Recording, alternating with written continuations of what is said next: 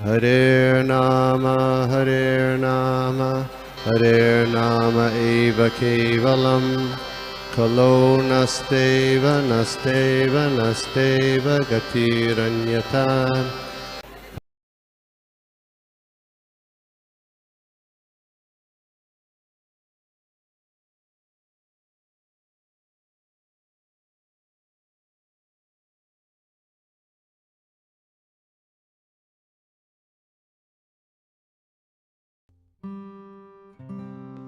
Thank you so much पुनः यह अवसर देने के लिए सभी भक्तों को पुनः दंडवत प्रणाम देना चाहता हूँ। जय श्री प्रभुपाद। तो आज हम देखने वाले श्रीमद् भागवतम के तृतीय स्कंद के 24 अध्याय। तृतीय स्कंद का नाम है यथास्थिति और 24 का जो अध्याय चल रहा है वो है कर्दम मुनि का वैराग्य। और आज का जो श्लोक में दिया गया है वो है श्लोक संख्या 40। मैं प्रयास करूंगा इस पर कुछ क्लास देने के लिए, कुछ जितना मैं जानता हूँ क्षमा चाहता हूँ। ओम नमो भगवते वासुदेवाय। ओम नमो भगवते वासुदेवाय। ओम नमो भगवते वासुदेवाय। So, Prabhu, can you give me rights to share the screen? Yeah. Sorry, just a minute. Yeah, try now, Prabhu. Yes. Can everyone see the screen? Yes, I can see it. Others, how about others?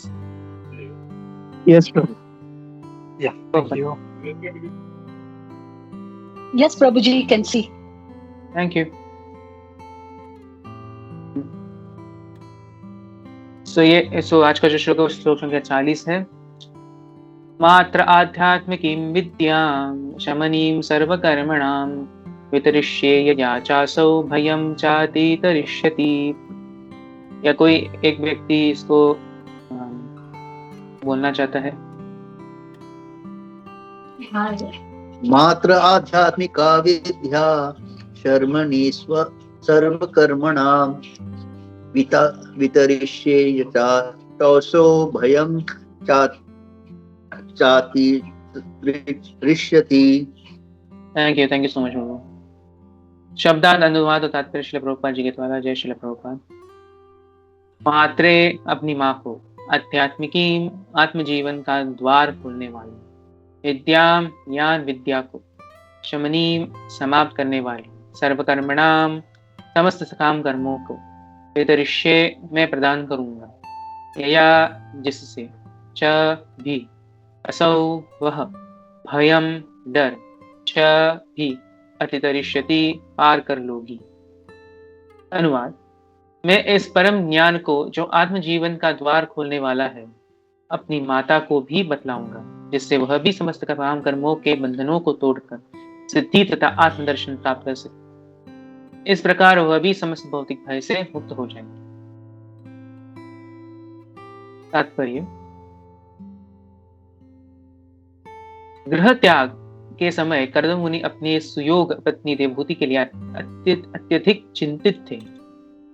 अतः योग्य पुत्र ने वचन दिया कि न केवल कर्दम मुनि भवबंधु से मुक्त हो जाएंगे, वरन देवहूति भी अपने पुत्र के उपदेश से मुक्त हो सकेगी। यहाँ पर एक उत्तम दृष्टांत प्रस्तुत हुआ है। पति आत्म साक्षात के हेतु संन्यास ग्रहण करके चला जाता है और उसका प्रतिनिधि, उसका पुत्र जो उसी के समान शिक्षित है, घर पर माता के उद्धार हेतु रहता है। सन्यासी अपने साथ अपनी पत्नी को नहीं ले जा सकता। वानप्रस्थ आश्रम में मनुष्य अपनी पत्नी को सहायक के रूप में अपने साथ रख सकता है, परंतु उसके साथ संभोग नहीं कर सकता। किंतु संन्यास आश्रम में वह पत्नी को अपने साथ नहीं रख सकता। अन्यथा कर्दम जैसा व्यक्ति अवश्य ही पत्नी को साथ रखे होता और आत्म साक्षात्कार की साधना में उसे कोई अड़चन न हुई होती। किंतु कर्दम मुनि ने वैदिक आदेश का पालन किया, जिसके अनुसार संन्यास जीवन बिताने वाला कोई भी व्यक्ति स्त्रियों के साथ किसी प्रकार का संबंध नहीं रख सकता। किंतु उस पत्नी का क्या होता है जिसे पति त्याग कर जाता है? वह पुत्र को सौंप दी जाती है। और पुत्र वचन देता है कि वह उसे बंधन से मुक्त करेगा। स्त्री संन्यास ग्रहण नहीं करती। आधुनिक युग में अनेक बनावटी तथा कथित आध्यात्मिक संस्थाएं तथा समितियां स्त्रियों को भी संन्यास प्रदान करती है। यद्यपि वैदिक साहित्य में स्त्रियों द्वारा संन्यास ग्रहण करने का कोई उल्लेख नहीं है। अन्यथा विधान होने पर कर्दम मुनि अपनी पत्नी को साथ ले जाकर उसे भी संन्यास दिला देते। किंतु स्त्री को तो घर पर ही रहना चाहिए। उसके जीवन की 3 अवस्थाएं होती है। बालपन में पिता पर निर्भर रहना, युवावस्था में अपने पति पर आश्रित रहना और वृद्धावस्था में सयाने पुत्र तथा यथा कपिल पर आश्रित रहना। वृद्धावस्था में स्त्री की प्रगति उसके सयाने पुत्र पर निर्भर करती है। आदर्श पुत्र कपिल अपने पिता को आश्वासन दे रहा है कि वह अपनी माता का उद्धार करेगा, जिससे उसके पिता अपनी पत्नी के प्रति निश्चिंत होकर शांतिपूर्वक जा सके। ओम अज्ञानतिमिरान्धस्य ज्ञानाञ्जनशलाकया चक्षुरुन्मीलितं येन तस्मै श्रीगुरवे नमः। श्रीचैतन्यमनोभीष्टं स्थापितं येन भूतले स्वयं रूपः कदा मह्यं ददाति स्वपदान्तिकं। वन्देऽहं श्रीगुरो श्रीयुतपदकमलं श्रीगुरून् वैष्णवांश्च श्रीरूपं साग्रजातं सहगण रघुनाथान्वितं तं सजीवं साद्वैतं सावधूतं पदजनसहितं कृष्णचैतन्यदेवं श्रीराधाकृष्णपादान् सहगण ललिता श्रीविशाखान्वितांश्च। हे कृष्ण करुणा सिंधु दीनबंधु जगत्पते गोपेश गोपिकाकांत राधाकांत नमस्ते। तप्त कांचन गौरांगी राधे वृंदावनेश्वरी वृषभानुसुते देवी प्रणमामि हरिप्रिये। वाञ्छाकल्पतरुभ्यश्च कृपा सिन्धुभ्य एव च पतितानां पावनेभ्यो वैष्णवेभ्यो नमो नमः। जय श्री कृष्ण चैतन्य प्रभु नित्यानंद श्री अद्वैत गदाधर श्रीवासदि गौर भक्त वृंद। हरे कृष्ण कृष्ण कृष्ण हरे हरे हरे राम राम राम हरे हरे। यतञ्चन स्मृते अस्मिन् दुष्करं सुकरं भवेत् स्मृते विपरीतं स्यात् श्री चैतन्यं नमामि। जय हरि ओम तत्सत। तो आज का जो श्लोक जो है वह 24, जैसे मैंने कहा कि 24वें अध्याय में आता है, जिसका नाम है कर्दम मुनि का वैराग्य। तो इस अध्याय में हम बहुत सारी चीजें देखते हैं। अब तक जो हमने देखा है वह है कि पहली बात तो कपिल मुनि जो है वो कौन है? वो स्वयं भगवान ही है। अगर हमें याद है कि तृतीय स्कंद के 21वें अध्याय में जब कर्दम मुनि जी तपस्या कर रहे थे 10,000 सालों के लिए, तो वो तपस्या समाप्त होने के बाद उनको भगवान का दर्शन प्राप्त हुआ और उधर स्वयं भगवान ने कहा कि मैं स्वयं आने वाला हूँ और आपकी जो पत्नी जो है उनके गर्भ से देवहूति, और मैं यह जो तत्व संहिता जो है, ये जो तत्व जो है वो मैं फिर से लोगों को बताऊंगा। इससे हमें यह पता चलता है कि पहले भी काल के प्रभाव से यह जो तत्व जो है, फिलॉसफी जो है, ये आत्मा साक्षात्कार का जो ज्ञान जो है, यह भी काल के प्रभाव से नष्ट होता है। यह कोई बता सकता है कि भगवद गीता के 4थे अध्याय में कौन सा ऐसा श्लोक है जो इसके बारे में बताता है?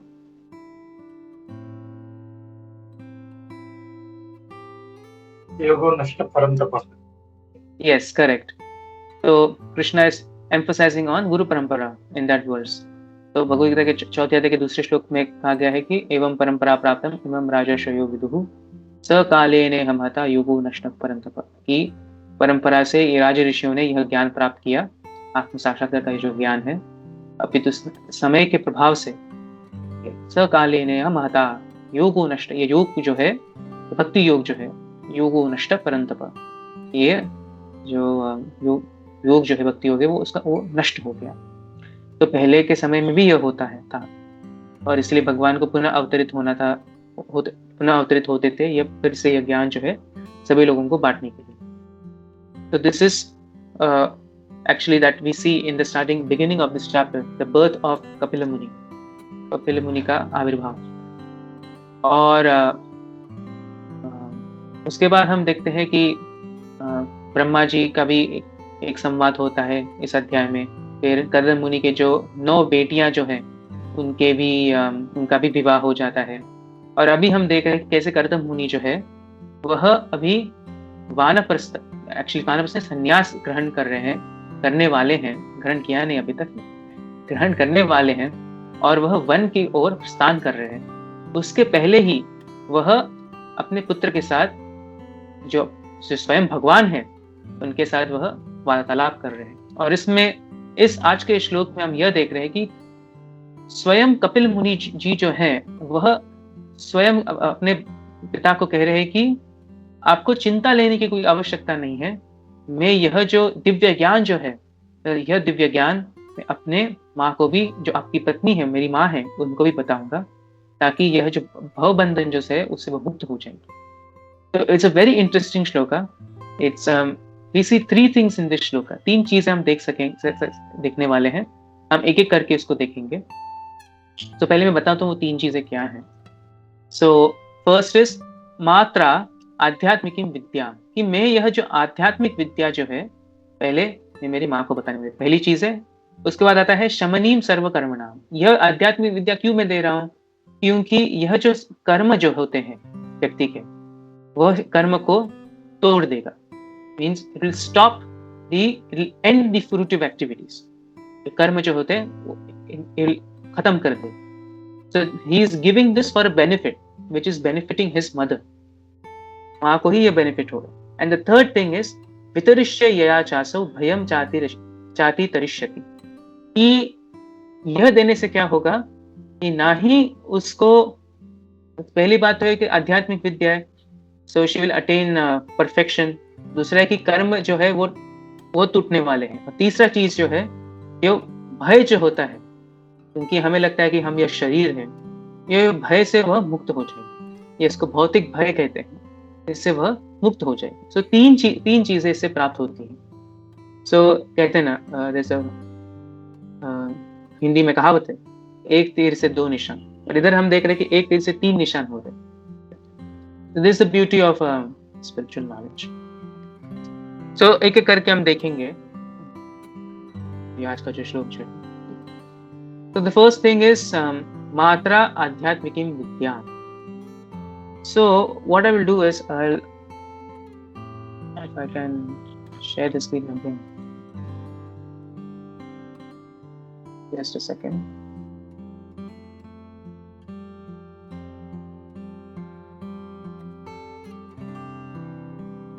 I'll share my screen. Okay. So I hope everyone can see this. We see this particular translation.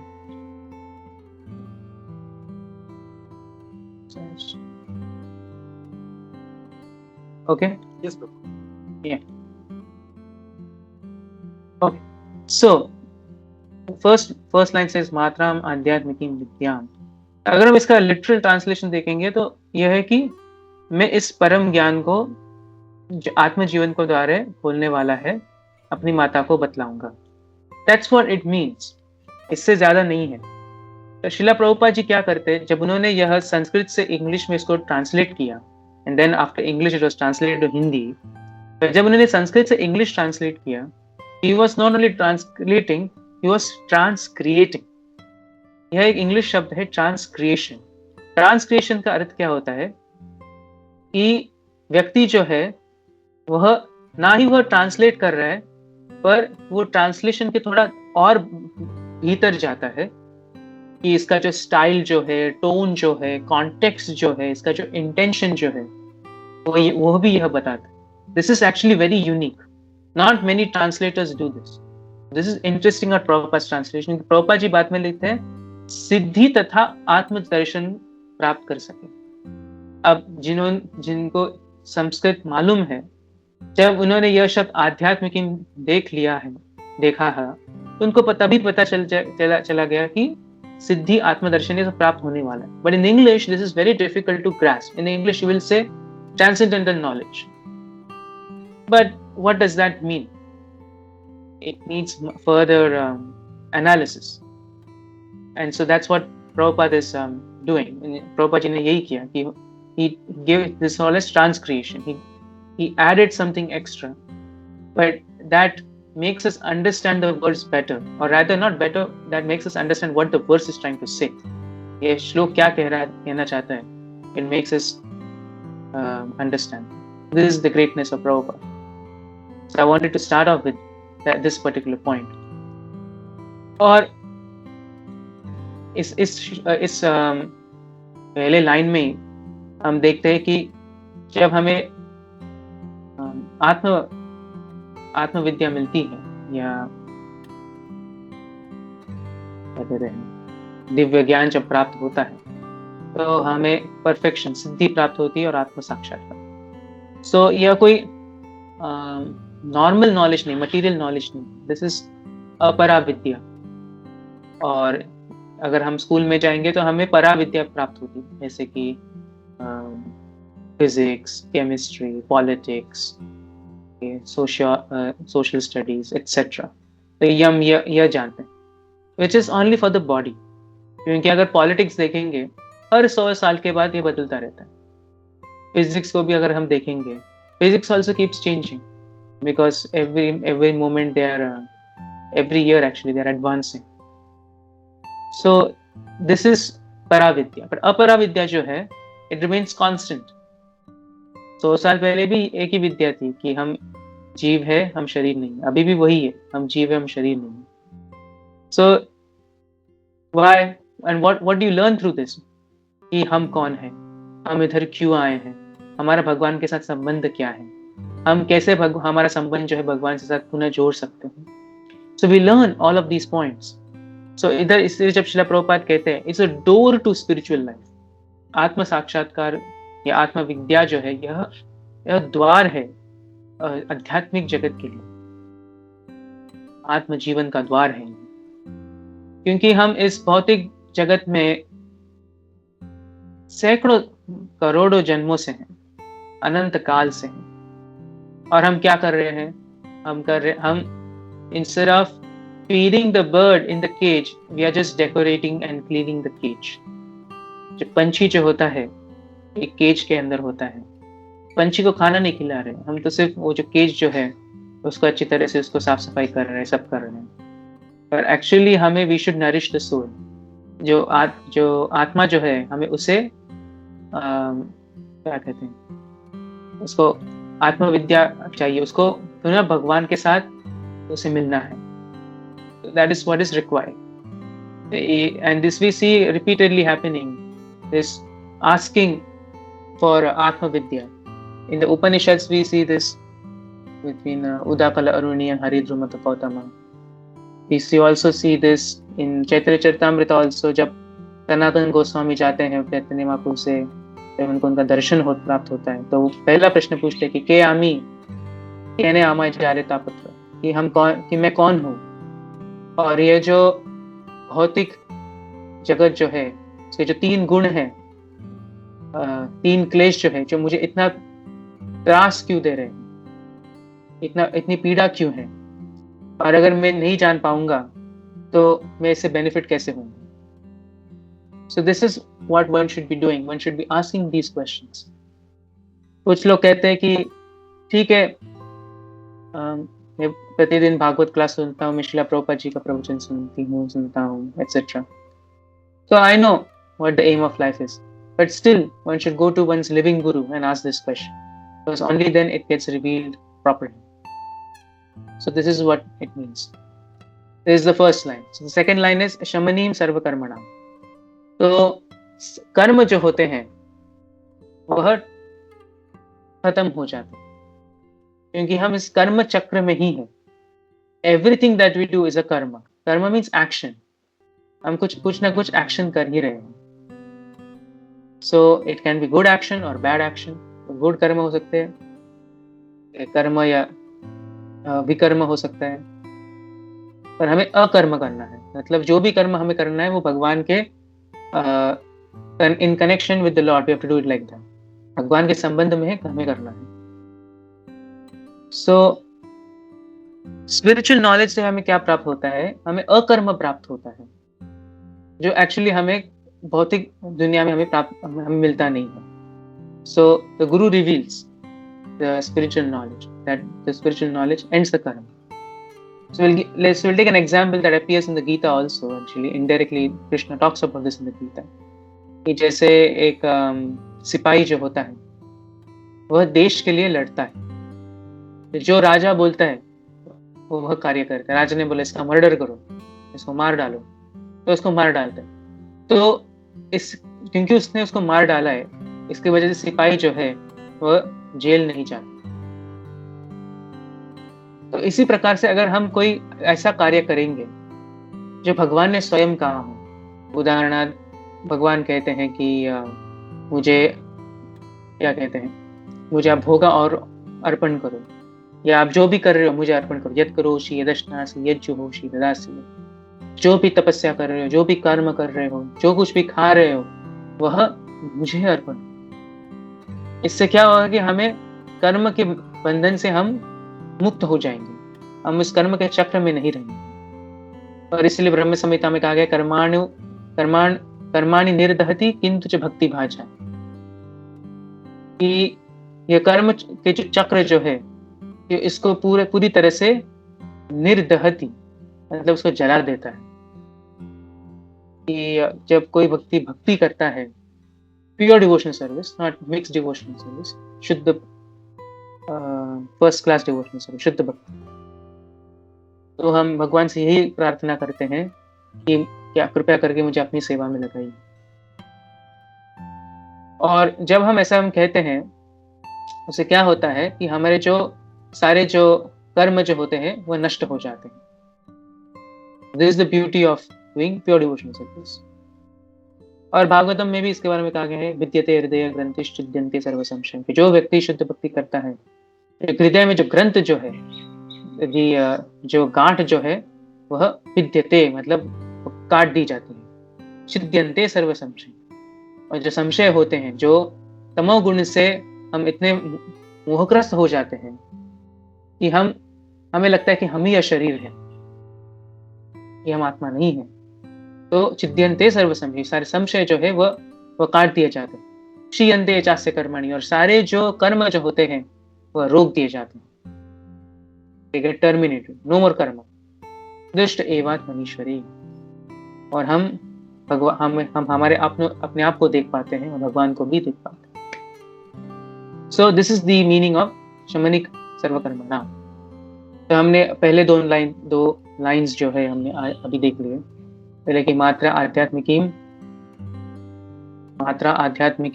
विद्याम, और दूसरा जो है शमनीम सर्वकर्मणा। So just by getting transcendental knowledge, one gets perfection. तो ये हमने समझ लिया है। One is very happy also, आनंद में भी भक्ति होता है। और दूसरा चीज है कर्म जो है वो रुक जाते हैं। अब तीसरा जो चीज जो है सबसे इंपॉर्टेंट है वो है वितरिष्य या चासु भयम चाति करिष्यति। कि अगर हम देखेंगे लोग भयभीत क्यों होते हैं इस पूरे भौतिक जगत में, क्योंकि उन्हें लगता है कि वही यह शरीर है।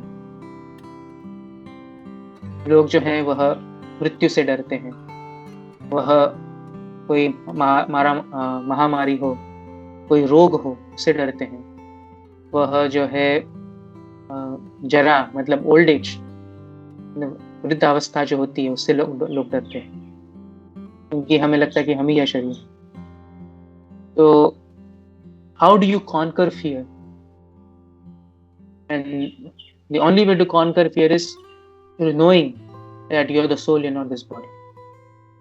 जब हमें पता चलेगा कि हमारा कॉन्स्टिट्यूशनल पोजीशन क्या है, कि हम एक्चुअली है कौन, तब हम जो है हम भय को क्या कहते हैं कॉन्कर कर सकते हैं। So this is why one should preach about Adhyatmic Vidya to others. Not only preach, learn, imbibe and then preach. Because with this, you are not only it's benefiting you, it benefits others also. So, कली युग में अगर किसी को इस भव बंधन से मुक्त होना हो, कर्म को रोकना हो, या जो भी हो, तो हमें क्या करना चाहिए? हमें हरे कृष्ण महामंत्र का जाप करना चाहिए। हरे कृष्णा कृष्ण कृष्ण हरे हरे, हरे राम राम राम हरे हरे। तो यह हरे कृष्ण महामंत्र जो है वह कली युग का जो क्या कहते हैं तारक ब्रह्म नाम मंत्र उसको कहते हैं। अगर कलयुग में अगर किसी व्यक्ति को मोक्ष चाहिए, मोक्ष मतलब भगवान का literal real meaning of liberation is कि मुक्ति हित्वा अन्यथा रूपम स्वरूपेण व्यवस्थिति, कि व्यक्ति का जो स्वरूप जो होता है, आध्यात्मिक स्वरूप जो है वह जानना, यह असली मुक्ति है। तो इस जगत में सभी लोग भयभीत है, और भागवतम में भी इसके बारे में कहा गया है कि जब तक लोग इस भौतिक दुनिया में हैं, क्योंकि वह माया के जाल में फंसे हुए हैं, तो इसलिए वो भयभीत है।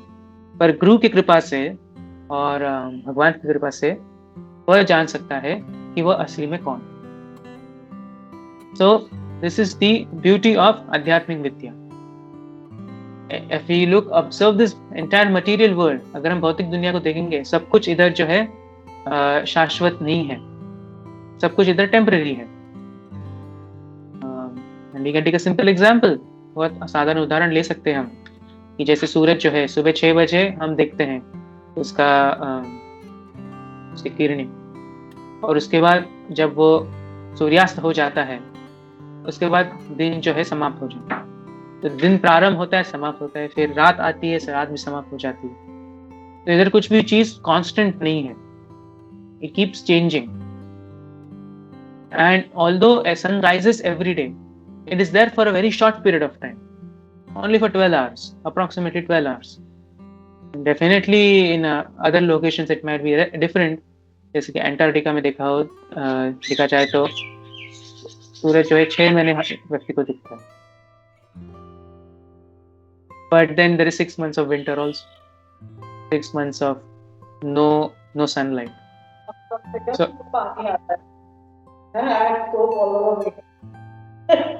So thank you. Sorry, Prabhu, continue. Yeah. So this is basically, that's what we observe in this material world. Everything here is temporary, and we have, it's by the mercy of the Guru and the mercy of the Vaishnavas, mercy of Krishna, that we know that we are the soul and not this body. Otherwise, it's very, very difficult to get out of this world. This world is such a beautiful place. Indeed, it's very beautiful. पर इतना beautiful है कि हम इसमें मोहग्रस्त भी हो जाते हैं. So we have to be very careful also. So the only way to liberate ourselves is in the Kali Yuga is the Hare Krishna Mahamantra. And my personal understanding in this verse is that it is only the Lord who can free oneself from this material world. तो इसलिए इस श्लोक में जब भगवान बता रहे तो हमें लगता है कि पुत्र अपने बेटे को बता रहे, वह भी सही है, क्षमा चाहता, पुत्र अपने पिता को बता रहे हैं, वह भी सही है कि पुत्र जो बता रहा है कि जी मैं मेरी मम्मी का ख्याल रखूंगा और उसको आध्यात्मिक विद्या प्राप्त करूंगा। But if you look at from another perspective, स्वयं भगवान कह रहे हैं कि जी मैं इसका ख्याल रखने वाला, क्योंकि वह देवहूति को अपनी माता से तो देख रहे हैं, वो तो सही है, पर स्पिरिचुअल पर्सपेक्टिव से वह तो एक जीवात्मा, और भगवान अपनी जीवात्मा से अत्यंत प्रेम करते हैं, क्योंकि भगवान का नाम जो है जो भूल गया, म से शुरू होता है, इससे कहा जाता है कि भगवान ही है जो मुक्ति प्रदान कर सकते हैं। तो अन्यथा कोई मुक्ति प्रदान कर नहीं सकता, ब्रह्मा जी नहीं कर सकते, गणेश जी भी नहीं कर सकते। अभी तो गणेश चतुर्थी चल रही है और बंबई में तो धूमधाम से चल रही है, तो गणेश जी भी जो है लिबरेशन वह दे नहीं सकते।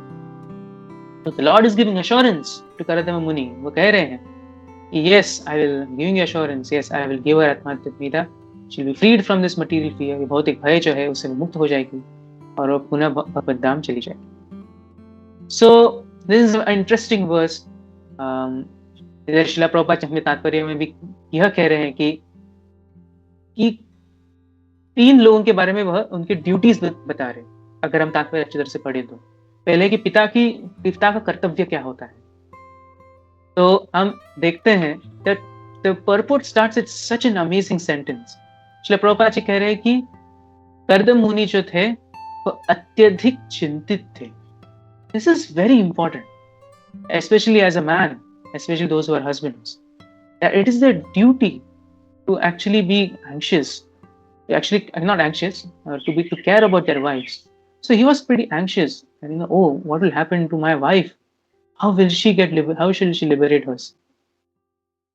And he's not anxious about, oh, how will she take care of herself?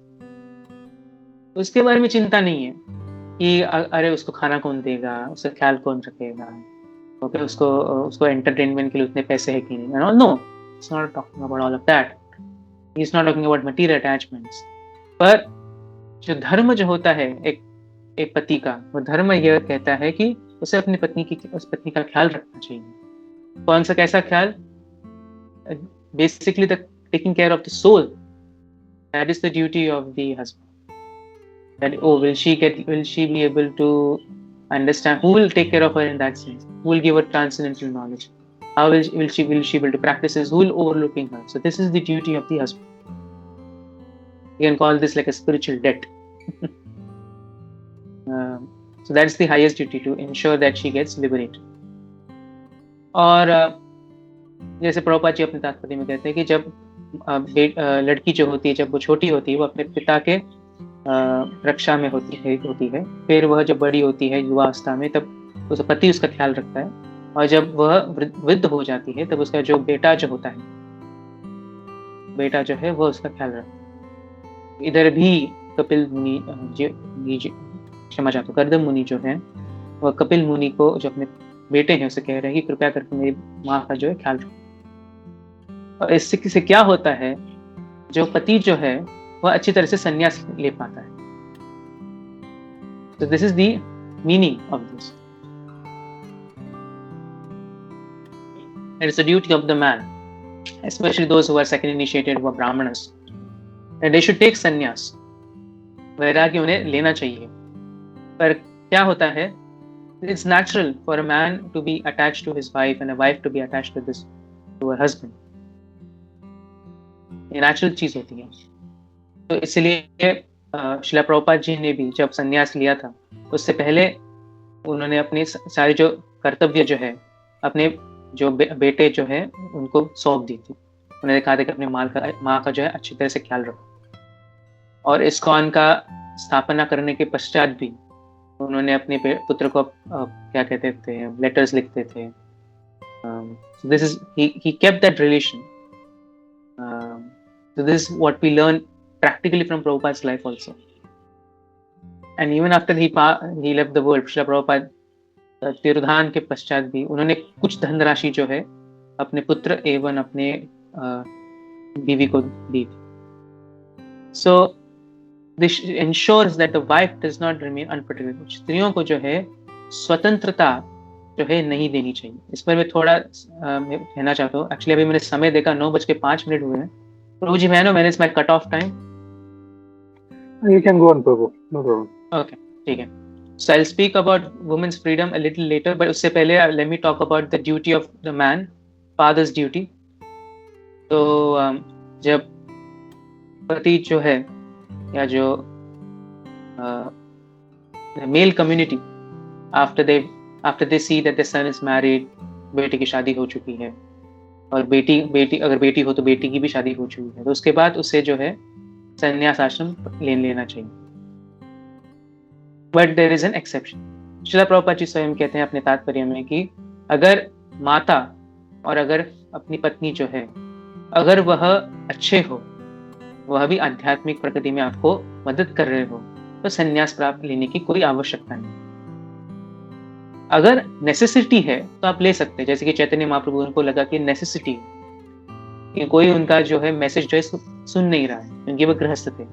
लगा कि ठीक है, मैं संन्यास प्राप्त कर लेता हूँ ताकि लोग मेरा जो है संदेश जो है वह सुने. This is a necessity, but it is not a compulsion. यह श्रील प्रभुपाद जी अपने तात्पर्य में कहते. अगर पत्नी जो है अच्छी तरह से आपका मदद कर रही हो, तो आध्यात्मिक जीवन में मदद कर रही हो, and that's good.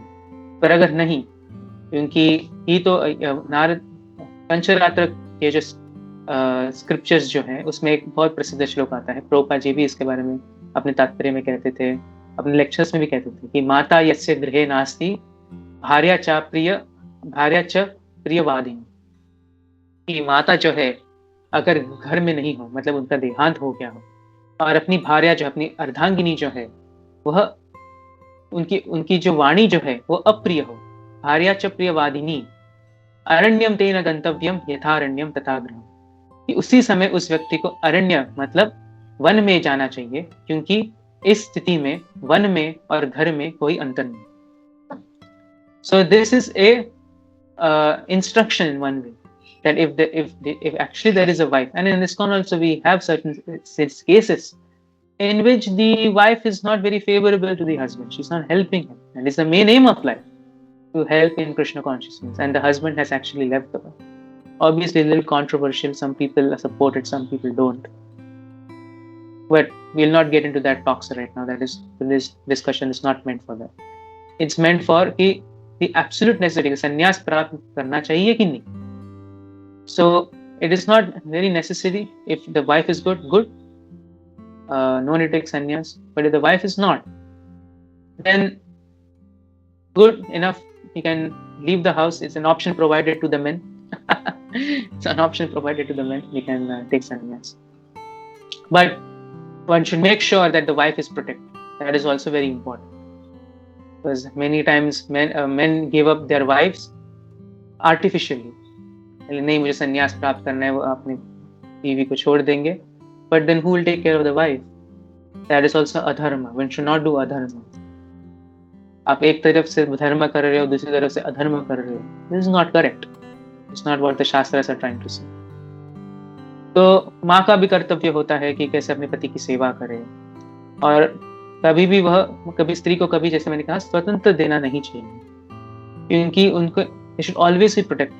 If you ask any woman, किसी स्त्री को बताए कि if you have a very nice father, first class father, who takes care of you very nicely, emotionally takes care of you, financially takes care of you, physically takes care of you, you have a husband who is like that, okay, you have a son who is like that, will you demand freedom? Then she'll definitely say no. She doesn't want that freedom. So she's very, very happy with such type of men. But like they say, when you don't get what you want, then you go outside. It's very common. Especially some men is a little humorous. Just please take it as a joke. Some men, कुछ मर्द लोग क्या करते हैं, घर का खाना अच्छा नहीं लगा तो बाहर जाके रेस्टोरेंट में खाते हैं.